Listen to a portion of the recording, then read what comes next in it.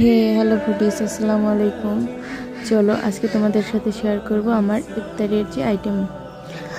যাই হোক, আজান দিয়ে দিছে, তাই প্রথমেই শরবত খেয়ে রোজাটা ভাঙলাম আর কি।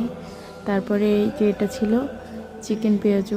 চিকেন পেঁয়াজুটা অনেক মজা হয়েছিল। একই তো রোজা রেখেছি, তারপরে খেতে সত্যি অসাধারণ ছিল, খেয়ে অনেক মজা পাইছি। তারপরে এই যে ছিল এটা ডিম চপটাও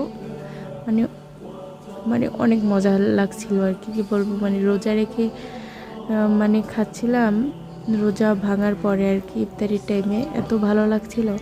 তারপরে এই যে ছিল এটা ছিল মসুর ডালের পেঁয়াজুটাও মজা হয়েছে। তারপরে ছিল এই যে ছোলাটাও আমি রান্না করেছি, খেতে মজাই হয়েছিল। তারপর ছিল আম। কিছু বানানো হয়নি যেহেতু এটা নফল রোজা, তাই। তো আল্লাহ হাফেজ।